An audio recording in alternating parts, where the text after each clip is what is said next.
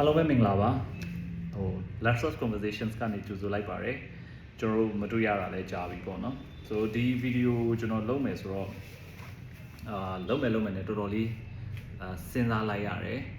ပြီးရင်တခုပြောပြချင်တာအခုကဒီတိုင်းဖုန်းလေးနဲ့ပဲကျွန်တော် record လုပ်နေဆိုတော့ mic တွေပါတယ်မပါဘူးဆိုတော့ဘေးနာ noise တွေပါတယ်နည်းနည်းဝင်လာကောင်းဝင်လာလိမ့်မယ်ဆိုအဲ့ဒါလေးတွေကိုသိခံပြီးတော့ကြည့်ပေးကြပါပေါ့နော်ဆိုဒီနေ့ဗာပြောမှလဲပေါ့ကျွန်တော်မပြောကြရတာလဲတော်တော်ကြာပြီဆိုတော့ပထမဆုံးတော့ကျွန်တော်ဒီနေ့ပြောပြခြင်းတဲ့အကြောင်းအရာကတော့ကျွန်တော်ဒီပြီးခဲ့တဲ့နှစ်ပေါ့နော်28ရက်နေ့2025 March လတော့28ရက်နေ့မှာကျွန်တော်တို့ကြုံခဲ့တဲ့ဒီငလင်ကိစ္စဆိုတော့အဲ့ငလင်မှာကျွန်တော်တို့လည်းကြုံခဲ့ရတယ်experience အကြီးရခဲ့တာပေါ့နော်ဆိုတော့အဲ့အကြောင်းအရာလေးကိုကျွန်တော် personal ကျွန်တော်တို့ကြုံတွေ့ခဲ့ရတဲ့အပိုင်းလေးကိုပြောပြမယ်ပေါ့နော်တကယ်တော့ဒီအကြောင်းကိုကျွန်တော်ပြောပြမယ်ဆိုပြီးစဉ်းစားတာဒီမတိုင်ခင်ကိုကျွန်တော်တော်တော်စဉ်းစားနေတာကြာပြီပြောပြရင်ကောင်းမလားမပြောပြရင်ကောင်းမလားမထူးနောက်ဆုံးတော့ပြောပြကြည့်ရအောင်ပေါ့ဆိုပြီးတော့စဉ်းစားလိုက်တယ်ဆိုဒါ intro ပေါ့လေအဲ့ဒီကကျွန်တော်တို့ဒီ March လ28ရက်နေ့2025ပေါ့နော်ကျွန်တော်က meeting တစ်ခုကနေပြန်လာပြီးရောက်ပြီးတော့ကျွန်တော် team နဲ့team ထမင်းတွေပါတယ်စားပြီးတော့ကျွန်တော် co-founder ကျွန်တော်အဲ့ client တယောက်အဲ့တော့ client မဖြစ်သေးဘူးပေါ့လေမိတ်ဆွေတယောက်ရဲ့ဆိုင်ဖွင့်ပွဲကိုသူရောက်သွားပြီးတော့ပြန်လာနေရပြန်ရောက်ပြီသူလည်းပြန်ရောက်ပြီဆိုကျွန်တော်တို့ကတော့ထမင်းစားပြီးတော့lunch break မှာကျွန်တော် team member တွေနဲ့laptop ဖုန်းတွေပါတယ်တောက်နေကြတာပေါ့နော်ဆိုတော့ကျွန်တော် co-founder ကတော့ထမင်းစားနေတော့တန်းလန်းဆိုတော့ကျွန်တော်တို့ team member တစ်ဝက်လောက်ကတော့ရုံပေါ်မှာသူတို့ရောက်နေကြပြီထမင်းစားပြီးတော့ရုံပေါ်မှာပဲနားနေကြတာဆိုတော့ကျွန်တော်အဲ့မှာဒီ laptop ဖုန်းတောက်ဖို့စောင့်နေကြတော့မှငလင်စလုပ်တယ်ရုံဆိုပထမလှုပ်ချင်တော့အရင်မကြမ်းသေးဘူးနော်ဆိုတော့ maybe 5 second လားအဲ့လောက်ပေါ့နော်3 to 5 second ဝင်းကျင်လောက်ကျွန်တော်စောင့်ကြည့်သေးတယ်အဲ့ပြီးတော့တော်တော်ကြီးကျန်းလာတော့အမေကတော့ထွက်ပြေးကြဆိုပြီးတော့မှကျွန်တော်ပြေးခိုင်းတယ်အကုန်လုံးပြေးခိုင်းတာပေါ့နော်အပြင်ကိုထွက်ပြေးမယ်ဆိုတော့အပြင်ကိုထွက်ပြေးတော့တကယ်ဆိုကျွန်တော်တို့အောက်ကလူတွေကအပြင်ထွက်ပြေးမယ်ဆိုတဲ့အချိန်မှာအပေါ်တက်ကကျွန်တော် team member တွေကတော့မှအောက်ကိုရောက်နေကြပြီအဲ့မှာဝုန်းနဲ့ပြေးကြတာကျွန်တော်တို့ရုံအတွင်းထဲကနေအပြင်ကိုလည်းရောက်ရောကျွန်တော်တို့ရဲ့ဘေးနှစ်ဖက်မှာဟိုတယ်ဒီနှလုံးပြိုနေပြီတခုကတော့ Great Wall တခုကတော့78 Hotel ပေါ့နော်ဆိုကျွန်တော်တို့ကအရှိပဲရောက်သေးတယ်အရှိရောက်တဲ့အချိန်မှာတော့ဒီငလင်ကလှုပ်နေတဲ့ဟာမပြီးသေးဘူးလေဆိုတော့အရှိမှကျွန်တော်ရောက်သွားတဲ့အချိန်မှာကျွန်တော်ကိုဒီရုံးရဲ့ building ရဲ့အရှိကိုရောက်တုံးပဲရှိတယ်အဲ့အချိန်မှာဘေးနှစ်ဖက်မှာကျွန်တော်တို့ရဲ့မလန်မကန်ဘေးနှစ်ဖက်မှာဟိုတယ်ကြီးပြူဒီလောက် building အကြီးပြူနေအောင်ကျွန်တော်မြင်လိုက်ရတဲ့အချိန်မှာquite shocking ပေါ့ဗျာတော်တော်လေးကို shock ရပါ dystopian ကြီးတစ်ခုလိုပဲကဘာကြီးပြတ်နေတဲ့အတိုင်းပဲပေါ့ဗျာဆိုဖုံလုံးကြီးတွေနဲ့တော်တော်လေးဆိုးဝါးပေါ့နော်ဆိုတော့သွားပြီးတော်တော်ဆိုးဝါးဖြစ်သွားပြီပေါ့နော်ဆိုတော့အဲ့ဒါနဲ့ငလင်လှုပ်ပြီးသွားတဲ့အချိန်မှာကျွန်တော်တို့ကအပြင်မှာပဲစောင့်နေကြသေးတယ်လှုပ်ပြီးသွားပြီးတော့ခဏနေတဲ့အချိန်မှာကျွန်တော်တို့ကဒီအတွင်းထဲမှာရုံဘာဖြစ်သွားလဲပေါ့နော်အဲရုံငန်းဘာဖြစ်သွားလဲဆိုတော့သွားကြည့်မယ်ပြီးတော့ဒီမီးတွေပိတ်မယ်ပေါ့မီးတွေ inverter တွေဒီ battery တွေ solar inverter တွေပေါ့နော်အစရှိသဖြင့်မီးလိုင်းတွေအကုန်ပိတ်လိုက်မယ်ဆိုတော့အဲ့ဒါလေးကိုသွားစဉ်းစားပြီးတော့ကျွန်တော်တို့အထဲဝင်တယ်ရုံအပေါ်ဓာတ်ကိုတက်လိုက်တယ်အဲ့မှာတကယ်တော့ကျွန်တော်တို့ကအဲ့လို after shock တွေလာတက်တယ်ဆိုတာ already သိပြီးသားကျွန်တော်လည်းသိပြီးသားဒါပေမဲ့လည်းစိတ်ကဝင်ကြည့်မယ်ဆိုရဲစိတ်ကဖြစ်သွားတာပေါ့နော်ဆိုတော့အဲ့မှာဒုတိယလှုပ်တဲ့အချိန်နဲ့ကျွန်တော်ကြုံလိုက်ရတယ်ဒုတိယလှုပ်တဲ့အချိန်ကြုံတဲ့အချိန်မှာကအဲ့ချိန်ကတော်တော်လေးဆိုးသွားတယ်ပေါ့နော်တကယ်တော့ပထမအချိန်မှာကလေးက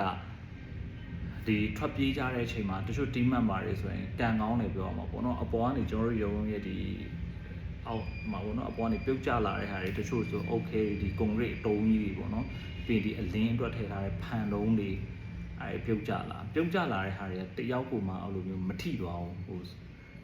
တယောက်ဆိုသူနဲ့ဒီလိုမျိုးဘေးနားလေးကျွန်တော် team member ညီမလေးတယောက်ဆိုသူဘေးနားလေးကနေပြုတ်ကျသွား concrete အတုံးကြီးလိုကြီးဆိုတော့တော်တော်ခံကောင်းတယ်ပြောရမှာပေါ့ဆိုတော့မထိသွားဘူးပထမတစ်ချိန်မှာဘယ်သူမှတချို့လေး minor injury ဖြစ်တဲ့သူတွေတော့ရှိတာပေါ့နော်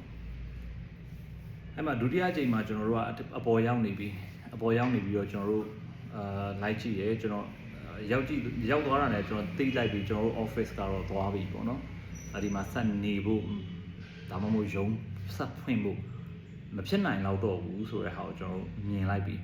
ဆိုတော့အဲ့ဒါနဲ့ပတ်ကြည့်ပြီးတော့ကျွန်တော် co-founder ဓာတ်ပုံတွေပါလိုက်ရိုက်ပေါ့နော်ဗီဒီယိုတွေရိုက်အဲ့ဒါနဲ့ကျွန်တော်တို့ထွက်ကြမယ်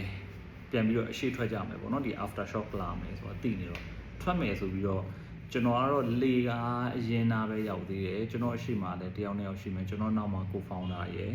ပြီးရင်နောက်ထပ် team member တွေရယ်ရှိတယ်ဆိုတော့အဲ့မှာလှုပ်ပြီးဟေးဆိုတာနဲ့ကျွန်တော်ထပ်ပြီးတော့ထွက်ပြေးကြလှုပ်တော့ပေါ့နော်လှုပ်တဲ့အချိန်မှာကျွန်တော်တို့ဒုတိယအချိန်ဒီ after shock လှုပ်တဲ့အချိန်မှာကျွန်တော်ထွက်ပြေးတဲ့အချိန်မှာအဲ့အချိန်မှာကျတော့ကျွန်တော်တို့မသိတော့ဘူးဘယ်သူကကြံခဲ့ပြီးဘာတွေဖြစ်သွားမှန်းမသိတော့ဘူးအဲ့ဒါနဲ့အပြင်လဲရောက်လိုက်တဲ့အချိန်မှာကျွန်တော်co-founder ရဲ့နောက်ထပ်ကလေးတွေအကုန်လုံးအရှိရောက်တဲ့အချိန်မှာကျွန်တော်နောက်ပြန်လဲကြည့်လိုက်တဲ့အချိန်မှာကျွန်တော်ရုံငန်းကြီးကအောက်မှာဖုံလုံးကြီးကြောက်စရာကောင်းနေပြီဘာမှမမြင်ရတော့အတွင်းထဲကိုအဲ့အချိန်မှာကျွန်တော်တို့ team member တွေကဒီ designer ပေါ့နော် designer အဲ့ချိန်တုန်းကတော့ junior designer ပြောအောင်လားမသိအခုတော့ department head ဖြစ်နေပြီဆိုတော့သူကကြံခဲ့တယ်အဲ့ထဲမှာဆို after shock ကအကြာကြီးပဲလှုပ်တဲ့အချိန်မှာကျွန်တော်ကအပြင်မှာရှိနေတယ်အဲ့တော့အပြင်ရောက်သွားတဲ့အချိန်မှာသူကအထဲမှာကြံခဲ့ပြီဆိုတော့ဘယ်လိုလုပ်ကြံခဲ့တယ်ဆိုတော့ကျွန်တော်မသိလိုက်တော့ဆိုတော့အဲ့ဒီငလင်လှုပ်တဲ့ဟာ after shock ဒုတိယအချိန်လှုပ်တာရက်ချင်းပဲteam member ကလေးကပြေးကြတာပေါ့နော်အထဲကိုပြေးကြတယ်တချို့ညီလေးတွေဆိုဟိုဖုံလုံးကြီးတွေကြားထဲမှာပြေးသွားပြီးတော့မှတယောက်ဆိုရင်သူ့ကိုမတွေ့ဘူးကြော်ပြီးတော့အပေါ်ထပ်တီတောင်ရောက်သွားတယ်အဲ့ဒါနဲ့ကျွန်တော်ဝိုင်းခေါ်ကြတာပေါ့ဆိုတော့တကယ်တော့ तू ကအဲ့မှာလေကားကနေဆင်းလာတဲ့အချိန်မှာငလင်လုံးတဲ့ဒဏ်နဲ့ तू ချော်လဲပြီးသတိလစ်သွားတယ်ဆိုတော့သတိလစ်သွားပြီးတော့ခေါင်းထိသွားသလားပေါ့နော်အဲ့မှာကျွန်တော်တို့ကတအားစိုးရိမ်သွားအဲ့နဲ့အပြင်ခေါ်လာတဲ့အချိန်မှာချက်ချင်းပဲကျွန်တော်ကတော့သူ့ကိုအရင်ဆုံးနားနှစ်ဖက်ကြည့်လိုက်တယ်ပေါ့နော်နားနှစ်ဖက်ကြည့်လိုက်တယ်နားထဲကနေသွေးယူစိမ့်တာမျိုးတွေမရှိနေဘူးပြီးရင်ကျွန်တော်ဒီ bike တွေကြောတွေအကုန်လန်ကြည့် bike တွေကြောတွေလန်ကြည့်လိုက်တဲ့အချိန်မှာလည်း injury ဖြစ်ထားတာအဲ့လိုမျိုးမတွေ့ရဘူးပေါ့အဲ့ဒါနဲ့သူ့ရေတောက်ကြည့်သူကတော်တော်မူးနေပြီပေါ့နော်အဲ့ဒါနဲ့ဖြန်းကြည့်တဲ့အချိန်မှာသူကမရတော့ဘူးပြန်ခေါ်တဲ့အချိန်မှာသူကအစအတွင်းထဲကနေပြီးတော့မှထုတ်လာတဲ့အချိန်မှာဖုံလုံးတွေကြားထဲကနေထုတ်လာတဲ့အချိန်မှာသူကသတိလက်နေအဲ့ဒါနဲ့ကျွန်တော်တို့ဒီသူ့ကိုနည်းနည်းရေလေးပါလေးနည်းနည်းလေးအာကောင်လေးဆွတ်ရုံတော့ကိုနည်းနည်းလေးတိုက်ကြည့်ရချိန်မှာသူကအန်ပြီပေါ့နော်အဲ့ချိန်မှာကျွန်တော်စိုးရိမ်သွားကျွန်တော်တို့ဒီ bleeding ကတော့မရှိဘူးဒါပေမဲ့ခေါင်းကိုဘယ်လိုထိသွားလဲဘယ်နားထိသွားလဲဆိုတော့သူလည်းဘာတစ်ခုမှမသိတော့ဘူးဆိုအတွင်းထဲမှာကြံခဲ့တာကိုပဲကျွန်တော်တို့အသိရတယ်အဲ့ချိန်မှာဒီသူကတော့အဲ့ဒါထိသွားတယ်နောက်ထပ်တစ်ယောက်ကကျတော့လက်စစ်ပြုတ်သွားတယ်သူကကျွန်တော် co-founder ကိုဆွဲခေါ်ရင်းနဲ့လားဘာကြီးလုပ်ရင်းနဲ့လဲသူကလက်စစ်ပြုတ်သွားတယ်တယောက်ကတော့ဒီတိုင်းဟိုတော်ရုံဒူးထိသွားတာတော့ပေါ့နော်အရင်စူးစူးဝါမဖြစ်သွားဆိုတော့အဲ့မှာကျွန်တော်တို့ဒီ injury ဖြစ်တဲ့သူတွေကိုကျွန်တော် co-founder ကားပေါ်တင်ပြီးတော့မှချက်ချင်းတော့မဟုတ်သေးဘူးဗျကျွန်တော်တို့ရုံငန်းအရှိမသူကဒီ designer လေးကအန်လိုက်တော့ကျွန်တော်ဟိုဘက်မှာနည်းနည်းလွတ်ရကြွအရှိမပန်းညံရှိတော့ပန်းညံဘက်ကိုခေါ်သွားတယ်အဲ့မှာလည်းသွားရင်လည်း2ခေါက်လား3ခါလားမသိဘူးသူကအန်ပြီအန်တဲ့အချိန်မှာကျွန်တော်တို့ကမရတော့ဘူးပေါ့နော်အော်ဒီ injury ဖြစ်တဲ့သူတွေကိုကျွန်တော် co-founder ကားပေါ်တင်ပြီးတော့မှသူကစေကံပတ်ရှာဘယ်စေကံကိုသွားစစ်လို့ရမလဲပေါ့နော်သူကစေကံပတ်ရှာဖို့သွားခဲ့တယ်ကျွန်တော် team member တွေနဲ့အဲ့မှာစောင့်နေကြပါပေါ့နော်အဲ့တော့ကျွန်တော်တို့တချို့ဒီ building ရဲ့နေရန်တွေလည်းပြိုတဲ့နေရန်တွေကပြိုသွားတယ်အချိန်တွေကတော်တော်လေးအဆင်မပြေတော့ဘူးဆိုတော့အဲ့မှာကျွန်တော်တို့နည်းနည်းငလင်းငိမ်သွားတဲ့အချိန်မှာကျွန်တော်တို့ဘာတွေလုပ်ကြမလဲပေါ့နော် ဆိုတော့အရင်ဆုံးအရေးကြီးတာတော့ data တွေကျွန်တော်တို့ယုံရဲ့ data တွေအရေးကြီးတယ်ဆိုတော့အဲ့ data တွေကိုကျွန်တော်တို့အရင်ဆုံး collect လုပ်ကြမယ်ဆိုတော့ဒီ system ဘုံတွေပေါ့ဗျာcomputer system ဘုံတွေအကုန်လုံးထုတ်ထားကြမယ်ဒါသိကြပြီမနေ့ပြန်ကျွန်တော်ဒီနေရာမှာယုံထိုင်လို့မရတော့ဘူးဆိုတော့ကျွန်တော်သိသွားတယ်အဲ့နဲ့ကျွန်တော်ဒီပစ္စည်းတွေအကုန်လုံးsystem ဘုံတွေထုတ်ကြပါဘောနော်ဒီမှာကျွန်တော် team member တွေကိုခြေကျူးရမှာဟိုကျွန်တော်ကတော့ data လောက် collect ပဲလုံးကျန်တဲ့ဟာတွေကိုတော့တဖြည်းဖြည်းချင်းစီကျွန်တော်ကြည့်ကြတာပေါ့လို့ပဲပြောထားဒါပေမဲ့သူတို့ကတော့ရားတလောက်ကိုအဲ့ဒီမှာအကုန်လုံးငလင်းလောက်တာငြိမ်လဲငြိမ်သွားတော့တန်းစီပြီးတော့မှအကုန်လုံးဆိုင်ကယ်အုပ်ထုတ်တွေစောင်းပြီးတော့သူတို့တွေ monitor တွေရောဟိုဟာတွေရောဒီလေဟာတွေရောယူလို့ရတဲ့ပစ္စည်းတွေမှန်သမျှအကုန်အပြင်ထုတ်ထားပြီးကြတယ်အဲ့တော့အဲ့ဒီမှာကို founder ကတော့ဒီ injury ဖြစ်သွားတဲ့လူတွေကိုကားနဲ့ပတ်ပြီးတော့စေကန်းသွားရှာမတွေ့ဘယ်စေကန်းမှာမှဟိုလူငါလက်ခံလို့ရတဲ့အခြေအနေမျိုးမှမရှိနေတော့တချို့စေကန်းတွေကလည်းပိတ်နေပြီတချို့တွေကြောင့်လည်းရှိသမျှလူနာတွေအကုန်လုံးအပြင်ထုတ်ထားရတယ်အဲ့မှာစေကန်းတစ်ခုကတော့ဆေးတွေပါတယ်ထိုးပေးလိုက်သေးတယ်ပေါ့နော်ဆိုတော့ဟိုတော်ရုံ pain killer လောက်ထိုးပေးလိုက်တာနေမှာပေါ့ဆိုတော့အဲ့ကနေပြီးတော့မှသူရောက်လာတဲ့အချိန်မှာ maybe ကျွန်တော်တို့ဒီ3နာရီကျော်4နာရီ5နာရီဝန်းကျင်လောက်တော့ရောက်ပြီထင်တယ်အဲ့တော့ကျွန်တော်တို့ဒီထုတ်ထားတဲ့ပစ္စည်းတွေနဲ့အဲ့ပစ္စည်းကိုရုံးကကားပေါ်မှာကျွန်တော်တင်ပြီးတော့ကိုဖောင်တာအိမ်ကိုပို့ထားလိုက်တော့ဒီပစ္စည်းတွေအကုန်လုံးပို့ထားလိုက်တော့ဆိုပြီးတော့ကျွန်တော်တို့ကတော့ဒီဒဏ်ရာရထားတဲ့အထူးသဖြင့်တော့ခေါင်းမှာ injury ဖြစ်ထားတဲ့လူကိုကျွန်တော် team member ကိုကားပေါ်တင်ပြီးတော့ပြင်ဦးလွင်ဒါမှမဟုတ်အစတော့အုံကျော်လောက်ပေါ့နော်အုံကျော်လောက်မှာစေကန်းရှိမယ်ဆိုတော့ခေါင်းကိုဓာတ်မှန်တွေပါရိုက်ကြမယ်ဆိုပြီးတော့မှခေါ်သွားလိုက်တယ်ဆိုတော့ဟိုရုံးကိုတော့ကျန်တဲ့ team member တွေကိုဟိုတိတ်ရရှိတာတိတ်ကြ safe ဖြစ်အောင်နေကြဒီမှာအရေးကြီးနေပြီပေါ့နော်ခေါင်းထိထားတာဆိုတော့ဆိုပြီးတော့ကျွန်တော်သွားလိုက်ကြတယ်သွားရင်းနဲ့အုံကျော်ရောက်သွားတဲ့အချိန်မှာလည်းမရဘူးစေကန်းဒီခေါင်းကိုဓာတ်မှန်ရိုက်လို့အဆင်မပြေဘူးအဲ့ဒါနဲ့ကျွန်တော်တို့ချက်ချင်းပြန်ပြီးတော့ပြုံးလင်ထိတက်သွားတာပေါ့နော်ပြုံးလင်ဆိုရင်တော့ရနိုင်တယ်ဆိုပြီးတော့အဲ့ဒါနဲ့ကျွန်တော်ပြုံးလင်ရောက်သွားဟိုစေကန်းတွေကလည်းဆေးရုံစေကန်းတွေအကုန်လုံးလူတွေပြည့်နေပြီတန်ရာရတဲ့လူတွေရောဟိုအများကြီးပေါ့လေအဲ့ဒါနဲ့ကျွန်တော်တို့ဒီပြုံးလင်ရောက်ပြီးတော့ကံကောင်းသွားတယ်ပဲကျွန်တော်တို့ဒီ CT scan ခေါ်မလားပေါ့နော်ခေါင်းတစ်ခုလုံးကျွန်တော်တို့အလုံးကြီးထဲမှာတမန်တွေပါရိုက်ကြည့်တယ်ရိုက်ကြည့်ပြီးတော့အဖြေတွေစောင့်ကြည့်ရဲအဲ့ချိန်ဆိုရင်ကျွန်တော်တို့ည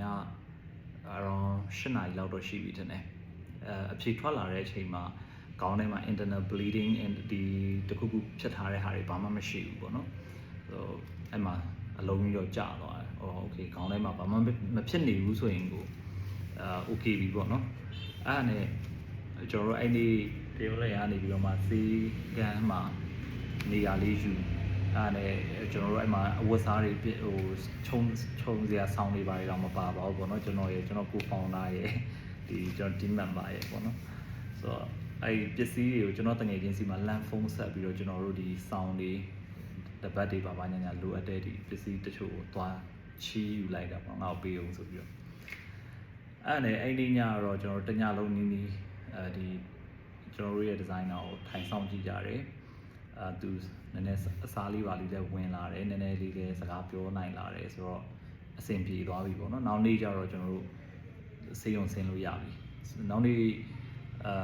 နေ့လည်ခင်းပိုင်း3နာရီလောက်မှလားမသိဘူးကျွန်တော်တို့ဆေးရုံဆင်းလို့ရပြီဆိုတာနဲ့ကျွန်တော်ချက်ချင်းဆေးရုံဆင်းကြတယ်ဆေးရုံဆင်းပြီးတော့မှမန်လေးရောက်လာတဲ့အချိန်မှာကျွန်တော် around maybe 9နာရီကျော်9နာရီဆုံးလောက်တော့ရှိပြီရှင်ဆိုကျွန်တော်ကအစအဲ့လောက်ထိစိတ်ထဲမှာဟိုကျွန်တော်မျက်စိထဲမှာကျွန်တော်တိုက်နှလုံးပဲပြူတာမြင်ထားတာကျွန်တော်ကို founder ကတော့စေကန်းဒီပတ်ဆိုင်နဲ့တိုက်တယ်အများကြီးဒီပြိုပြက်နေတဲ့ဟာတွေသူမြင်ထားတာပေါ့နော်ကျွန်တော်မမြင်သေးဘူးဟို line ပေါ်မှာပဲမြင်နေရတာအဲ့ဒီမန်လေးပြန်ရောက်တဲ့အချိန်ကျမှပဲကျွန်တော်တော့မြင်တော့တာပေါ့နော်အဲ့ဒါနဲ့ကျွန်တော်တို့ကို founder ကျွန်တော်နဲ့ဒီကို founder နဲ့ကျွန်တော် team member ကိုသူ့ရဲ့အဆောင်ကိုကျွန်တော်ပို့ပေးလိုက်ကြတယ်ပို့ပေးလိုက်ပြီးတော့မှကျွန်တော်နေမဲ့ကျွန်တော်တိုက်ခန်းပေါ့နော်ကျွန်တော်နေနေတဲ့တိုက်ခန်းအခြေအနေဘယ်လိုရှိလဲမသိသေးဘူးအဲ့နဲ့မတူးဆိုပြီးတော့ကဲသွားကြည့်ကြမယ်ကျွန်တော်ဟိုနားမယ်ပေါ့အမှန်တော့နည်းနည်းပင်ပန်းနေပြီပေါ့နော်နားမယ်ဆိုပြီးတော့မှတိုက်ခန်းသွားကြည့်တဲ့အချိန်မှာကျွန်တော်တိုက်ခန်း ပြိုတယ်ဆို building ပြိုသွားတာမဟုတ်ဘူးနောက်ပြီးနေရန်ဒီလဲပွင့်ပြီးရင်အတွင်းထဲမှာလည်းဒီတိုင်တွေကော်လန်တိုင်တွေကဆိုတော်တော်ကြီးဆိုးဝါးထိထားကျွန်တော်ရဲ့အဝတ်ဗီဒီယိုတွေစာအုပ်စင်တွေအကုန်ပြဲလန်းခါတာကျွန်တော်ရဲ့ပကြီးကားတွေချိန်ထားတဲ့ပကြီးကားတွေတော်တော်ကြီးဆိုးဝါးဖြစ်နေတာကျွန်တော်အဲ့မှာနေလို့မရတော့ဘူးဆိုတော့ကျွန်တော်သိလိုက်ပြီဆိုတော့မိုးကလည်းတော်တော်ချုပ်နေပြီအဲ့ကျွန်တော်တို့ဒီ okay အဲ့တော့ဘယ်လိုလုပ်ကြမလဲပေါ့နော်ကျွန်တော်နေစရာအဲ့တော့တဲခုစရာနေရာလိုက်ရှာဟိုတယ်တွေလည်းဘယ်မှမရှိဘူးပြီးတော့အထက်မြင့်ဟိုတယ်တွေဆိုတော့ကျွန်တော်မနေရတော့အဲ့တော့အထက်နှိမ့်တွေကဘယ်မှမလွတ်တော့ဘယ်မှမမရှိတော့တာအဲ့တော့ကျွန်တော်ဘာမှလုပ်စရာဒီမှာနေစရာမရှိတော့ဘူးအဲ့တော့တညလုံးကားပေါ်မှာအိပ်ရင်အိပ်ဒါမှမဟုတ်ဘူးဆိုရင်တခုလှုပ်ရုံရှိတော့တာပေါ့နော်အဲ့ဒါနဲ့နောက်ဆုံးတော့ကဲမထူးဆိုပြီးတော့ကျွန်တော်တို့ကအဲ့ဒီညနေဒီအနေ6နာရီ9နာရီလောက်ဖြစ်မလားမသိပါဘူးဆိုကျွန်တော်ကိုဖောင်ဒါနဲ့ကျွန်တော်နဲ့ပြန်ပြီးတော့ပြုံးလင်နဲ့မှဒီပြုံးလင်အနီးနားမှာရှိရကျွန်တော်အိမ်ကိုသွားလိုက်တယ်ပေါ့နော်အိမ်ကိုသွားလိုက်တယ်အဲ့ချိန်ဒီကျွန်တော်ကိုဖောင်ဒါကသူ့မှာကလေး2ယောက်ရှိတယ်ဆိုသူကလေးတွေ safe ဖြစ်တယ်ဆိုတော့လောက်ပဲသူကဖုန်းပြောထားတာအဲ့ချိန်ဒီသူမိသားစုသူသားသမီးနဲ့သူမတွေ့ရသေးဘူးဆိုတော့ကျွန်တော်တို့ကျွန်တော်အိမ်ကိုရောက်သွားတယ်အိမ်မှာကျွန်တော်တို့တညတဲလိုက်ကြတယ်ပြီးတော့နောက်နေ့မနက်စာစားပြီးရတယ်ကျွန်တော်ချက်ချင်းပြန်ရောက်လာမန်းလေးရောက်လာတဲ့အချိန်မှာအဲ့ချိန်ကျမှကျွန်တော်ခဏလေးတနေရာမှာထိုင်ပြီးတော့ rest လုပ်လိုက်တယ်ကိုဖောင်တာတော့သူ့ရဲ့ကလေးတွေမိသားစုတွေသွားကြည့်အဲ့ဒါပြီးတော့ကျွန်တော်ရုံးကိုသွားကြည့်ကြတယ်ကျွန်တော်ရဲ့ရုံးအခြေအနေပေါ့နော်အဲ့ချိန်ဒီမှာကျွန်တော်တို့ engineer ကိုခေါ်ပြီးပြီ engineer ကိုခေါ်ပြီးတော့မှကျွန်တော်ရဲ့ရုံးအခြေအနေကြည့်လိုက်တဲ့အချိန်မှာမသိနေဖို့အစင်မပြေတော့တော့ဘူးဆိုတဲ့အနေအထားတစ်ခုကိုရောက်သွားပြီပေါ့နော် so okay ပေါ့အဲ့တော့ဒီရုံးကကြတော့ကျွန်တော် co-founder ရဲ့ရုံးသူပိုင်တဲ့နေရာပေါ့နော်ကျွန်တော်တို့ကြောင့်အဲ့မှာနေရာတစ်ခုတူငှားပေးထားတဲ့သဘောနဲ့ဖွင့်ထားတာပေါ့နော် office ကအဲ့နဲ့ကျွန်တော်အဲ့နေ့လည်းနေစရာမရှိသေးဘူးအဲ့တော့နေစရာမရှိတော့ဘာလို့ရလဲဆိုတော့ဘယ်မှာဖွင့်သေးလဲလိုက်ရှာခြင်းနဲ့ဟိုတယ်တစ်လုံးဖွင့်နေဟာတယ်ဟိုတယ်တစ်လုံးပေါ့နော်အဲ့ဟိုတယ်ကအဲ့သူ့စီမှာဒီ long stay နေတဲ့ foreigner တွေကလည်းနေတော့မယ်ဆိုတော့17ထပ်လားမသိရှိရယ် building ကအဲ့တော့နေစရာဘယ်မှာမှမရှိတော့စိတ်ထဲမှာတော့သိပြီဗျာဒီဟာကပြဿနာမဟုတ်တော့ဘူးafter shock တွေတော့လာလိမ့်မယ်ဒီလောက်ကြီးမားမားတော့မဖြစ်နိုင်တော့ဘူးဆိုတော့သိတယ်ဒါပေမဲ့လည်းစိတ်ကတော့မရဘူးပေါ့နော်အဲ့ချိန်မှာညနေ3နာရီဝန်းကျင်လောက်ရှိနေပြီဆိုတော့ကျွန်တော်ကဲမတက်နိုင်ဘူးလေဆိုပြီးတော့မှအဲ့ဟိုတယ်ကိုပဲအခန်းယူလိုက်တယ်ကျွန်တော်အဲ့မှာဟိုတယ်မှာဝင်နေရေမိုးချိုးမယ်ပေါ့နော်အဲ့မှာဝင်နေလိုက်တယ်အဲ့တော့ကိုဖောင်တာလည်းသူ့အိမ်ပြန်သွားကျွန်တော်လည်းဟိုတယ်မှာနေအဲ့တော့ကျွန်တော်အဲ့မှာရေမိုးချိုးပြီးတော့ခဏလေးနားနေုံလေးရှိသေးတယ်ဒုံးဆိုပြီးတော့မှ after shock တစ်ချက်စောင့်ပြီးတော့ရိုက်သွားတာပေါ့နော်ကျွန်တော်လန့်ဖြန့်ပြီးတော့အဆင်ပြေတာအဆင်ပြေပြီးတော့ကျွန်တော်ချက်ချင်းပဲကိုဖောင်တာပုံစံ no ကျွန်တော်ဒီမှာနေလို့မရတော့ဘူးပေါ့နော်အဲ့ဒါနဲ့ဘာလို့ရလဲဆိုတော့တကယ်ထက်ရှာရတော့မယ်ပေါ့နော်နေစရာထက်ရှာမယ်ဆိုပြီးတော့သိကြတယ်ကျွန်တော်တို့ဟိုတယ်တွေတော့ဘယ်လိုမှမရနိုင်တော့အဲ့တော့တဲကူကန်လေးဖြစ်ဘယ်လိုရမလဲရတဲ့နေရာမှာနေဖို့အတွက်စီစဉ်မယ်ဆိုပြီးလိုက်ရှာရင်လည်းအဲ့ချိန်မှာကျွန်တော်တို့ဖွင့်ထားတဲ့မူဂျိုချောင်းလေးတစ်ချောင်းရှိတယ်pilot project အနေနဲ့ဖွင့်ထားတဲ့မူဂျိုချောင်းလေးတစ်ချောင်းရှိတယ်အဲ့ဒါလေးကတစ်ထပ်တိုက်လေးကျွန်တော်ငှားရတဲ့ဟာပေါ့နော်ဆိုတော့ငလင်လုတ်ပြီးမူဂျိုချောင်းပိတ်သွားပြီဆိုတော့ကျွန်တော်တို့အဲ့မှာမူဂျိုချောင်းလေးကိုသွားကြည့်ကြရအောင်ဆိုပြီးတော့အဲ့မှာလမ်းကြုံသွားကြည့်တဲ့အချိန်မှာအဲ့မူဂျိုချောင်းကိုကျွန်တော်တို့အတူတူဖွင့်ထားတဲ့ကျွန်တော်တို့ရဲ့ co-founder တွေပေါ့နော်သူ့ရဲ့မိသားစုတစ်စုလုံးကမူဂျိုချောင်းကိုရောက်နေပြီအဲ့တော့သူတို့ကလာခဲ့လေဒီမှာပဲနေလိုက်တော့မထူးတော့ဘဲမှာသွားပြီးတော့လိုက်ရှာနေတယ်ဒီချိန်ဘဲမှာမရနိုင်တော့ဘူးဆိုပြီးတော့โอเคခေါင်းထဲမှာကျွန်တော်တို့ကဒီကိုဖွင့်ထားတဲ့မူဂျိုချောင်းမှာဒါတစ်ထပ်ကလေးကျွန်တော်နေလို့ရတယ်ဆိုတော့မသိဘူးခေါင်းထဲမှာမရှိအဲ့မှာပဲနေလိုက်တာပေါ့နော်အဲ့မှာနေတဲ့နေ့ကနေစပြီးတော့ကျွန်တော်တို့everyday နေ့စဉ်နေ့တိုင်းနေ့ကျွန်တော်တို့ဒီကုညီရေးကယ်ဆယ်ရေးဘက်ကိုကျွန်တော်လိုက်သွားကြတယ် နေတိုင်းမနက်6နာရီထွက်တယ်ညနေ6နာရီလောက်ဆိုပြန်ရောက်လာတယ်အစရှိတဲ့ဖြစ်ပေါ့နော်ဒီ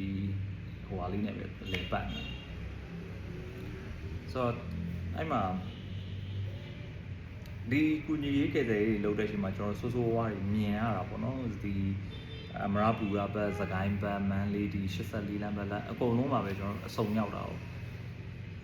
အဖြစ်အပျက်တွေထဲမှာအဆိုးဆုံးတစ်ခုอ่ะကျွန်တော်ဒီခံစားချက်ကိုပေါ့နော်ဖြစ်စေခဲ့တဲ့အဆိုးဆုံးချက်တစ်ချက်ကကျွန်တော်အဲ့ဒီကဒီလူဝယ်ပစ္စည်းတွေရထားတဲ့ဟာတွေကိုသွားပေးတာရယ်ပြီးနောက်တစ်ခုကတော့ဒီကဒီကယ်ဆယ်ရေးလုပ်နေတဲ့လူတွေကိုကျွန်တော်တို့ကသူတို့ကစားဖို့တောက်ဖို့တွေအချိုရည်တွေအစရှိတဲ့ဖြစ်ပေါ့နော်အားရှိမဲ့ဟာလေးတွေကျွန်တော်စုဆောင်ထားတဲ့ဟာတွေဒီ Sky Villa ဘက်မှာကုညီကယ်ဆယ်ရေးလုပ်နေတဲ့သူတွေကိုသွားပြီးတော့မှပို့တာအဲ့ကိုပို့ရင်းနဲ့အဲ့ဘက်ကသူတို့ဟိုအသီးနဲ့ပေါ့နော်ကျွန်တော်တို့အဲ့ဘက်က club ကျွန်တော်တို့ရဲ့ဟိုအသင်းပေါ့လေအဲ့အသင်းကဥက္ကဋ္ဌနဲ့သိနေတဲ့မိတ်ဆွေတွေနဲ့တွေ့အဲ့မှာကျွန်တော်တို့ကသွားကြတာပေါ့နော်အဲ့မှာကယ်ဆယ်ရေးလုပ်နေတဲ့ဘက်ကိုဝင်ကြည့်ကြmask ကို2ထပ်3ထပ်လောက်ကျွန်တော်တက်ထားတယ်အဲ့ဒါဟိုဟာရောက်နေပြီရက်က4ရက်မြောက်ငလင်းလုပ်ပြီး4ရက်မြောက်လောက်ကိုရောက်နေပြီအဲ့ချိန်မှာဒီအဲ့ building နားကိုရောက်တဲ့အချိန်ပေါ့နော်ကျွန်တော်ဒီ mask တွေဒီလောက်တက်ထားတာတော့မှအနံ့နေပေါ့အနံ့နေကျွန်တော်နှာခေါင်းတွေကို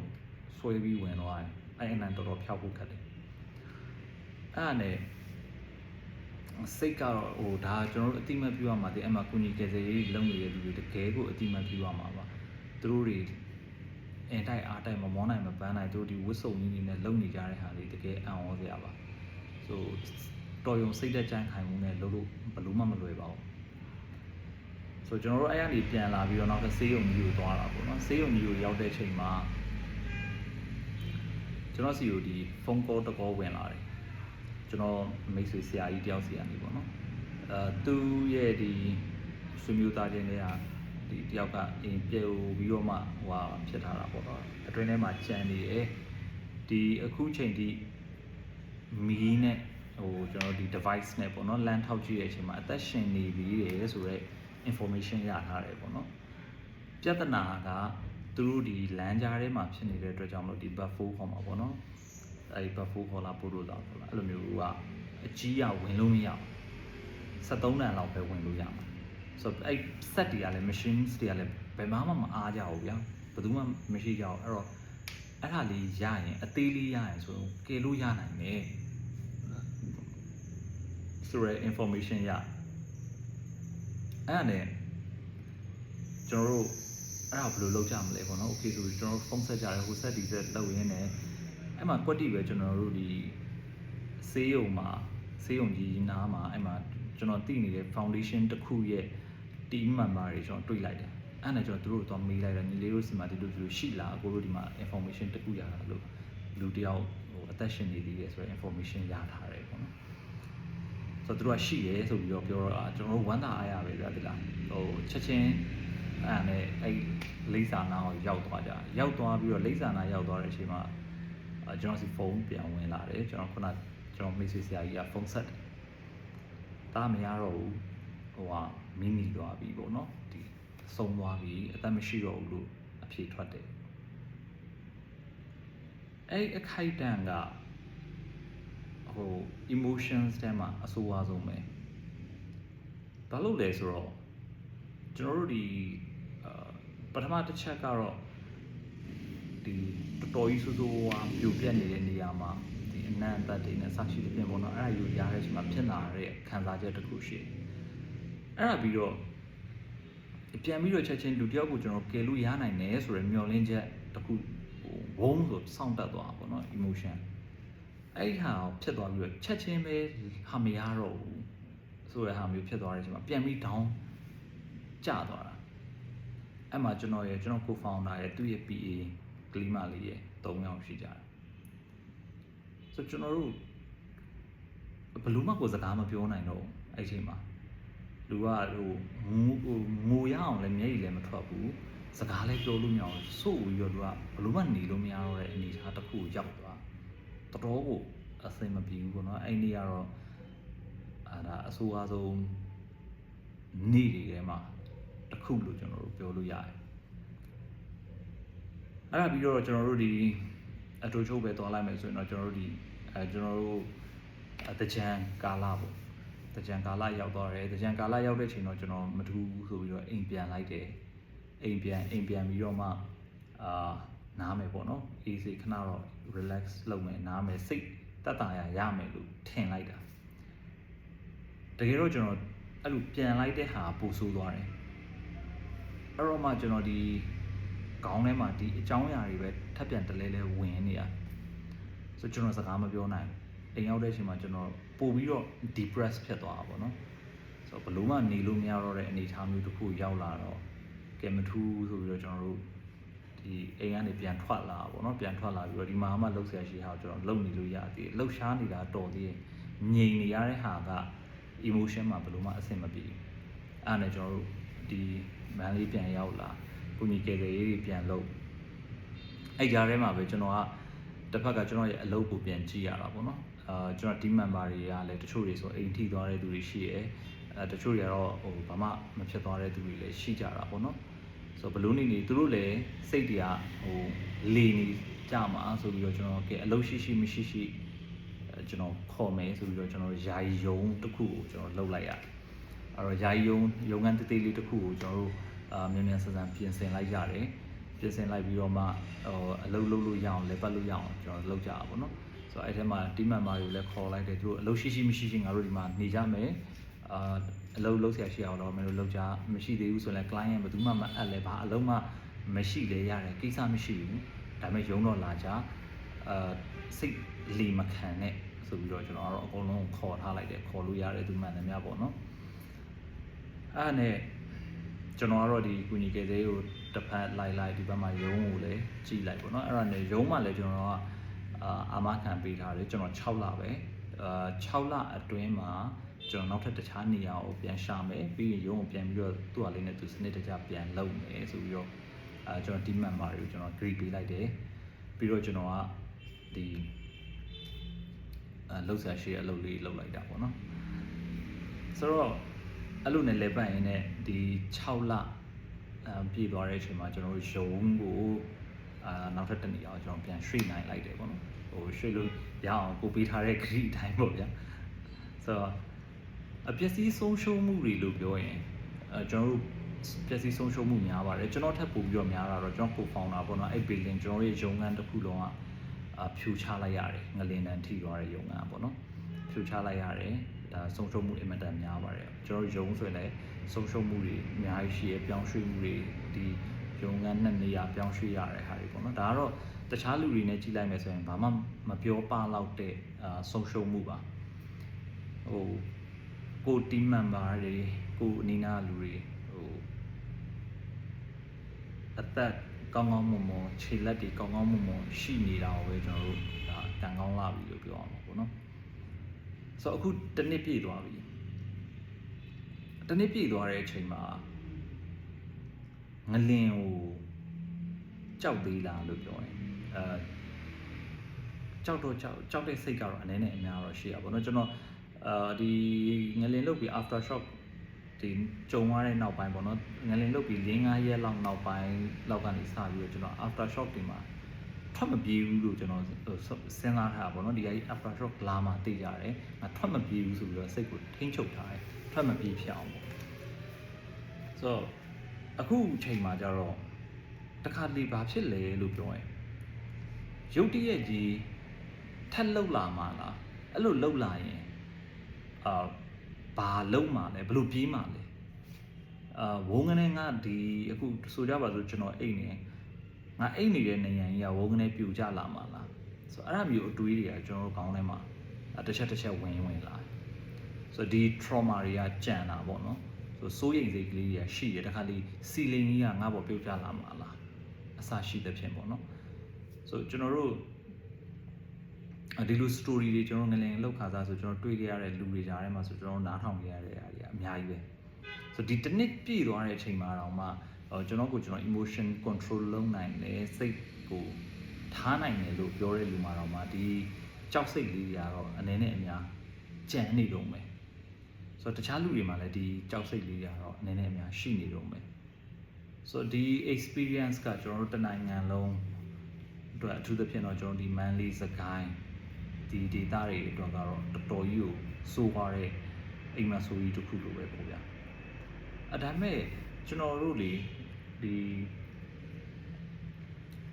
အံ့ဩစရာကောင်းတာကျွန်တော်မြန်မာလူမျိုးမြန်မာနိုင်ငံသားတွေရဲ့အံ့ဩဖို့ကောင်းတဲ့အချက်ကတော့တကယ်ပါဟိုငလင်လှုပ်သွားတယ်မန်လေးကလူတွေစကိုင်းကလူပြန်ယုံထားကြတယ်။ကျွန်တော် client တွေဆိုတချို့ဒီစကိုင်းဘက်မှာဒီအမရပူရာဘက်မှာရှိနေလုပ်ငန်းရှင်တွေအားထိတယ်ရဲရဲဆက်ဆက်ထိကြတယ်သူတို့လုပ်ငန်းတွေဒါပေမဲ့ပြန်ယုံထားကြတယ်။ကျွန်တော်ဒီအဲ့ကာလာအတွင်းမှာပဲကျွန်တော်ပုံမှန်ဟို meeting တွေတွားနေကြ client တယောက်ဆိုသူ building တစ်ခုလုံးပြိုကျသွားတယ်ကန်ကောင်းထောက်မစွာနဲ့လူတွေဟိုမထိခိုက်သွားဘူးပေါ့ဗျာမဆုံးရှုံးသွားဘူးဒါပေမဲ့လူတွေဒီ building အောက်ထဲကိုရောက်နေကြတယ်အဲ့ဒါဟိုကူညီနိုင်ခဲ့တယ်ဆွဲထုတ်နိုင်ခဲ့တယ်အဲ့ building ကိုကျွန်တော်တွားကြည့်တဲ့အချိန်ဆိုရင်ကျွန်တော် meeting လုပ်နေကြအခန်းကဘယ်နားလေးလဲဆိုတာတော့မှကျွန်တော်တို့ခံမှန်းလို့မရတော့သူတို့ဆိုရင်ဒါငလင်ပြီးသွားပြီးတဲ့နောက်ပိုင်းမှာဆိုအလုပ်ကိုပြန်ပြီးတော့လဲပတ်အောင်ပြန်ပြီးတော့ကြိုးစားကြတယ်လုပ်ကြတယ်ပေါ့ဗျာဆိုကျွန်တော်တို့ client တွေတော်တော်များများဆိုရင်လည်းဒီငလင်ပြီးပြီးတော့ within 1 month ပဲဗျာအလုပ်ပြန်လုပ်ကြတယ်ပြန်လဲပတ်အောင်ကြိုးစားကြတယ်ဒါတကယ်ကိုချီးကျူးထိုက်တဲ့ဟိုစိတ်ဓာတ်ပေါ့ဗျာစိတ်ဓာတ်မှာကြောမှုခံနိုင်ရရှိရပြန်ယုံထားနိုင်တယ်ဒီစိတ်ဓာတ်လေးတွေကတော့ကျွန်တော်တို့မြန်မာနိုင်ငံသားတွေမှာတော်တော်လေးကိုကောင်းမွန်တယ်လို့ပြောရမှာပဲဆိုတော့ဒါလေးတွေပေါ့နော်ဆိုအခုတစ်နှစ်တော့ပြည့်သွားပြီဆိုတော့ဒီ experience ကိုကျွန်တော်အခုလိုမျိုးတထိုင်နဲ့မပြောဘူးကိုတစ်စက်ဒီစက်ဟိုလားနဲ့ဒီလားနဲ့ပေါ့နော်ပြောဖြစ်တယ်အဲ့ဒါမဲ့လေသူများတွေနဲ့ရှင်လိုက်ရင်ကိုကဘာမှမဟုတ်တာဆိုရဲဟာမျိုးပဲဖြစ်တာပေါ့နော်ဆိုတော့နောက်ဆုံးတော့အခုshare လိုက်မယ်ပြောပြမယ်ဒါတစ်နှစ်ပြည့်ရဲ့အချိန်မှာပြောပြမယ်ပေါ့နော်ဆိုတော့ကျွန်တော်တို့ဒီကာလာအတွင်းမှာဟိုအဲ့ကုညီကယ်ဆယ်ရေးတွေလုပ်နေတဲ့အချိန်မှာ PFA training မျိုးတွေတို့အများကြီးပဲကျွန်တော်လုပ်ခဲ့ကြတဲ့ဟာတွေတော့ရှိတာပေါ့နော်အဲ့ detail တွေတော့မပြောတော့ပါဘူး so ဒါပါပဲကျွန်တော်ဒီတစ်နှစ်ပြည့်သွားပြီကျွန်တော် personally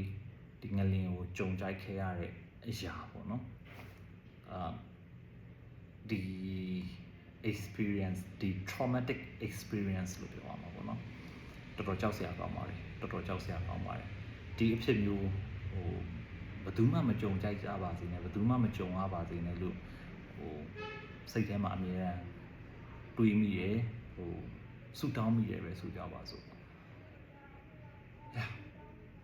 တကယ်လို့ကျွန်တော်တို့ဒီမှာကြည့်နေတဲ့သူတွေကမန်လေးတွေကပါတယ် experience တွေ share ခြင်းနဲ့ဆိုရင်အောက်ကဟိုဟာထဲမှာ comment ထဲမှာပြောပြလို့ရပါတယ် experience တွေ share လုပ်လို့ရပါတယ်ဆိုအချိန်ကတော့တော်တော်လေးကြာသွားပြီဆိုဒါကကျွန်တော်ဟို knowledge ပေးချင်တာဟိုဟာ share ချင်တာဒီဟာ share ချင်တာမဟုတ်ပါဘူးကျွန်တော်ဒီငလင်းမှာကြုံကြိုက်ခဲ့တဲ့ကျွန်တော်ကြုံခဲ့တဲ့အဖြစ်အပျက်ကိုပြောပြချင်တာပါဒါတော့ပါပဲအားလုံးကျေးဇူးတင်ပါတယ်ကျွန်တော်နောက်ထပ် grade ပေးဖို့တော့မဟုတ်grade မဟုတ်ပေမဲ့လည်းကျွန်တော်စူးစမ်းနေတာတခုကတော့ဒီဘက်မှာ left surf မှာကျွန်တော်ပြန်ပြီးတော့ program လေးတွေ run နိုင်အောင်လုပ်နေပါတယ်မကြခင်မှာလည်းကျွန်တော်အဲ့ဒါလေးလုပ်နိုင်လိမ့်မယ်လို့ယူဆပါတယ်အားလုံးကျေးဇူးတင်ပါတယ်